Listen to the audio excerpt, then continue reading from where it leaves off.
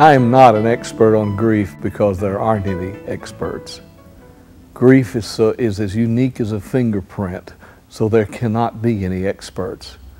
What I am is a person who's traveled around the country and listened to an awful lot of stories, and I collect stories, and I'm just kind of here to report to you the stories that I've heard.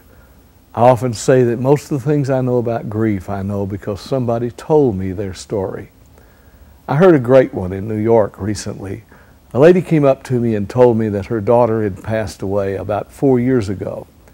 And she said, "My daughter lives on my shoulder, and I feel her presence there, and it's wonderful having her there."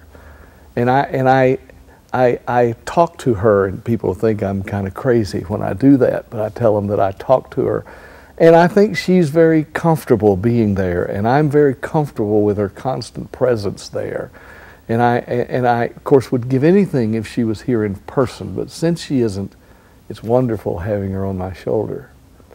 She said she used to be right here, in front of my face, and every thought I had was about her, 24 hours a day, every day. She defined who I was. I stopped being a person and started being a bereaved parent.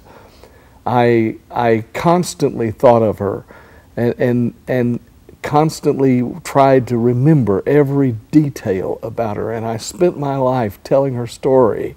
And I noticed every slight, every time somebody didn't notice her or didn't say something about her, it hurt my feelings, and I really wanted to get angry, though I wouldn't dare. And I did get angry if someone asked how I was. You know, I wanted to say, "Well, can't you see? How do you think I was?" And I just spent my life with her right there. And she said every once in a while I'd feel her slip a little bit, and I'd pull her back because I really thought I had to keep her there in order to honor her the way I wanted to honor her. That if I didn't think of her 24 hours a day, I was somehow or other not loving her the way I should have loved her.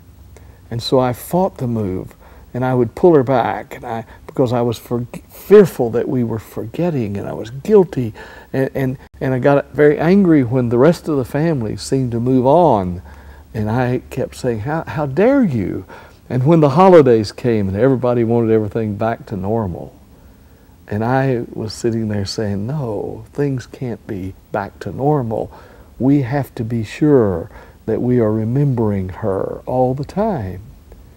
And she said, finally, it became all right for her to move.